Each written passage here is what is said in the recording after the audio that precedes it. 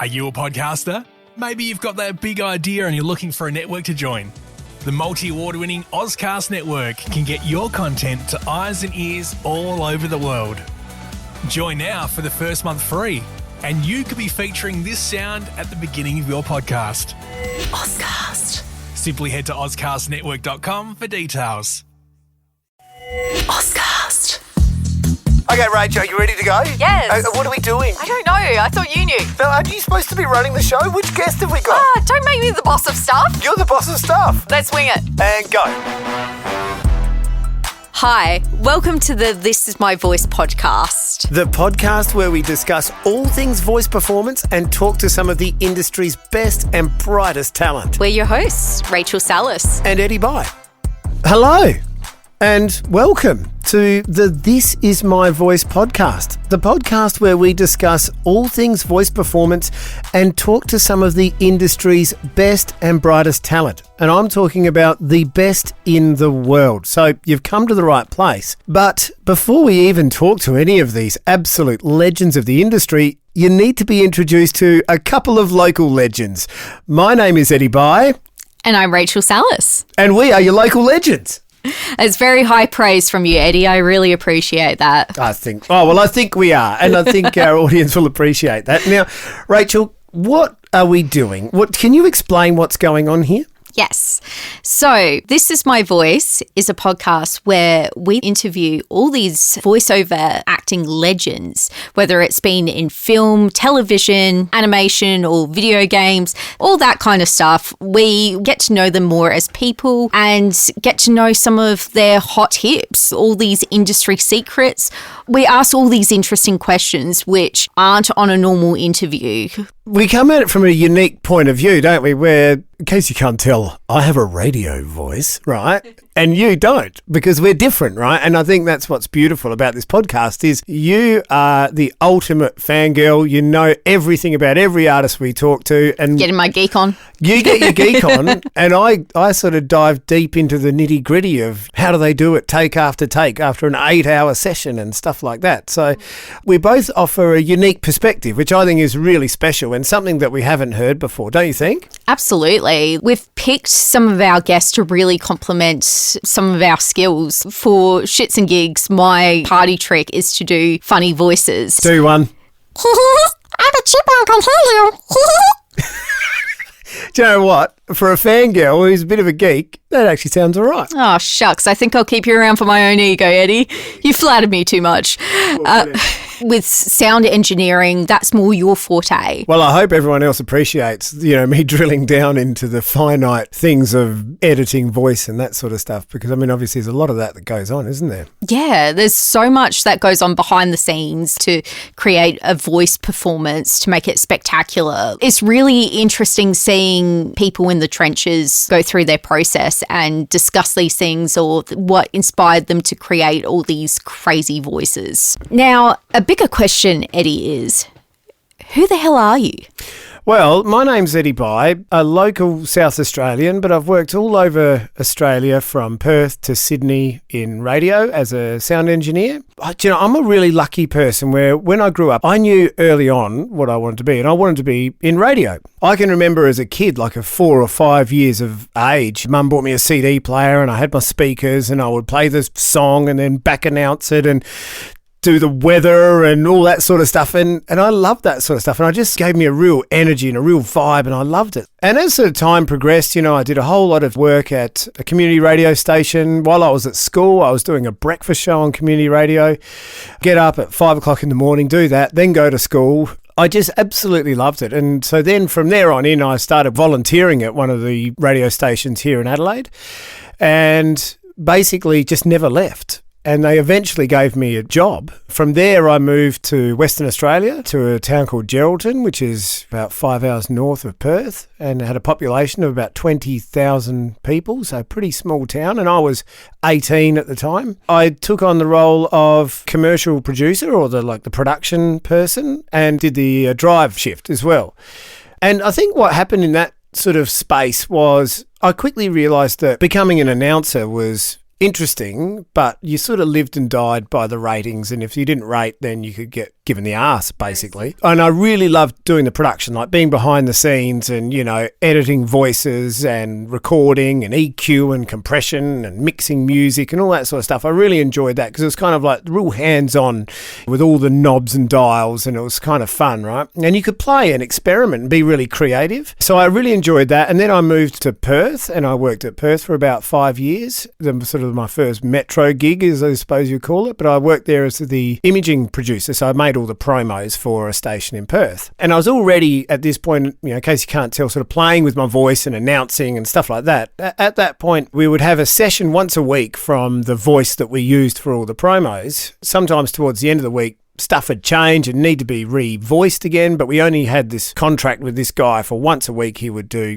5 pages of... Are you a podcaster? Maybe you've got that big idea and you're looking for a network to join. The multi-award-winning Ozcast network can get your content to eyes and ears all over the world. Join now for the first month free, and you could be featuring this sound at the beginning of your podcast. Ozcast. Simply head to ozcastnetwork.com for details.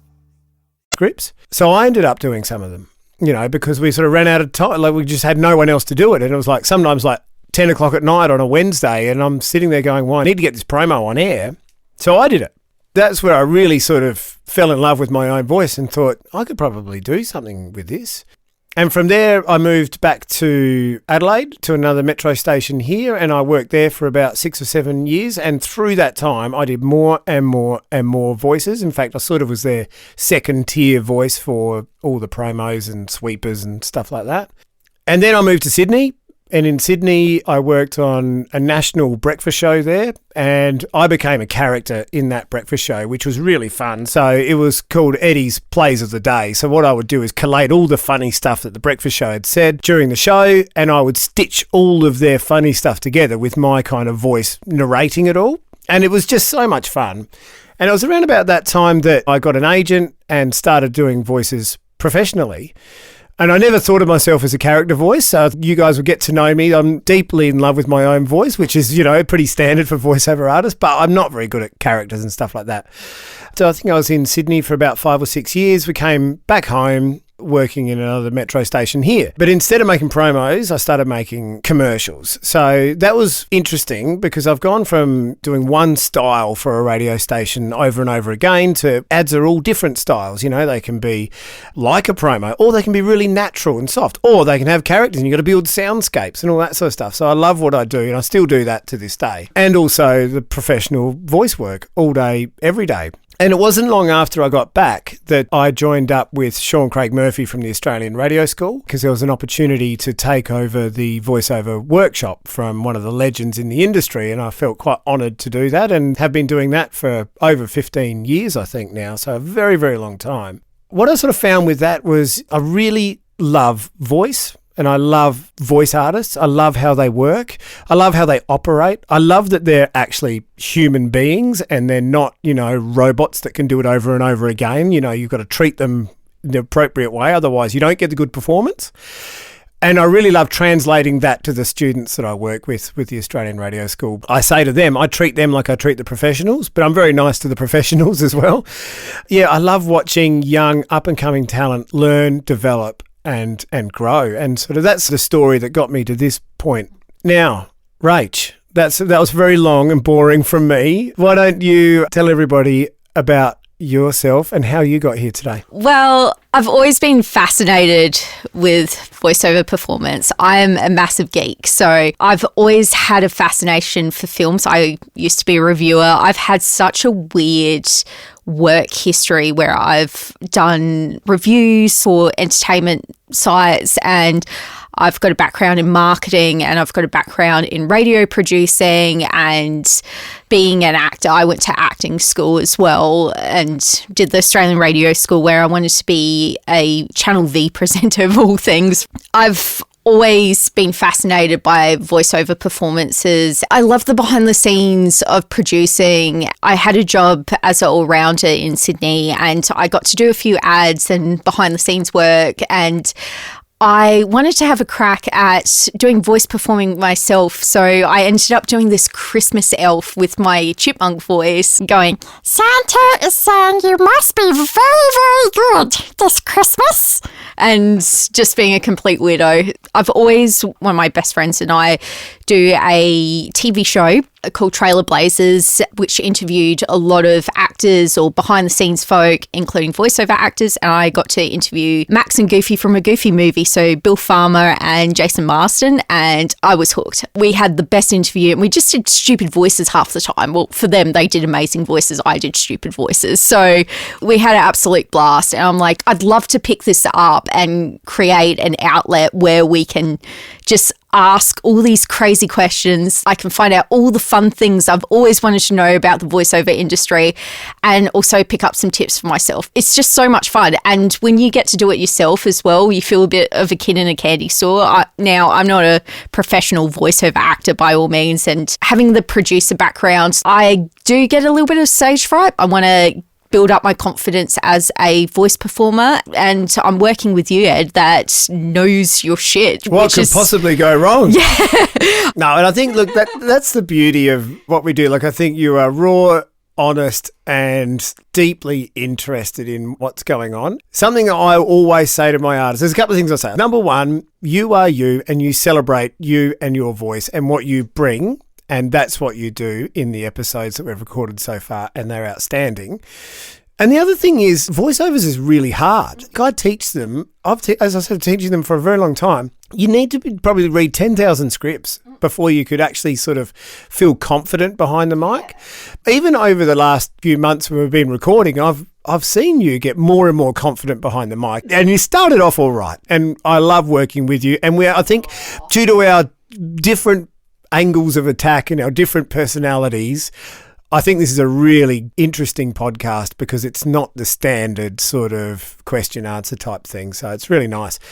So let's get into it. Can you explain to the audience, what is this podcast about? We wanted to do something educational but also fun, where you can let your inner fan nerd out and really get excited about this. So we want to interview some of the great voiceover actors, learn from their experiences, get some hot tips, understand their process, just do a big deep dive, and also ask them questions that aren't the run-of-the-mill questions. I guess that's my producer background kicking in, trying to do something different, and we want to learn stuff along the way, and we want to get excited about this. Like, we're excited and we want to take you with us on this journey. Yeah, and we do ask some bizarre questions because I'll give you the hot tip. We're interviewing some huge names in the industry, and they've done a lot of interviews, a lot. So they've kind of got set answers for a lot of stuff, but we can throw them off their game. I know. I'm just like, I'm sorry if I'm asking you this for the 50th time. We don't really want to do that, but at the same time, we also, for you guys that don't know who they are, we want to cover all bases. And I think we do that really well, along with a lot of left of centre stuff. So the nuts and bolts of it really is, Rach knows these people inside and out. She's been stalking them for a long time, whereas I kind of know the art of voiceovers inside and out. So I sort of approach it from different points of view and the technical side of things. So if you are interested in voiceovers and you are interested in characters and animation and stuff like that, which is obviously a wild and wonderful world of voices, this is the place to be, because you'll get really two very different points of view, and it'll really give you a broad understanding of, you know, who these people are, what makes them tick, how they got into the industry, which, spoiler alert, all of them pretty much just fell into it, by the way. But you know what? There was a lot of hard work along the way for everyone as well. And also that the fundamentals, the technique stuff, you know, those little nuggets of advice where you go, wow, okay, I didn't think that was what you do, but you'll do it and you'll end up learning and growing as you do it. We also like to give them a little bit of a surprise in our lineup and completely throw them off base with a few little challenges and fun things along the way.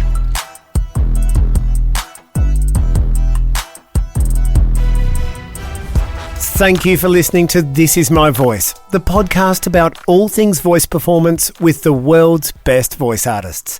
If you like what you heard, feel free to leave a review and don't forget to subscribe. This episode has been brought to you by the Australian Radio School and delivered to your ears by the Ozcast Network. Are you a podcaster? Maybe you've got that big idea and you're looking for a network to join. The multi-award winning Ozcast network can get your content to eyes and ears all over the world.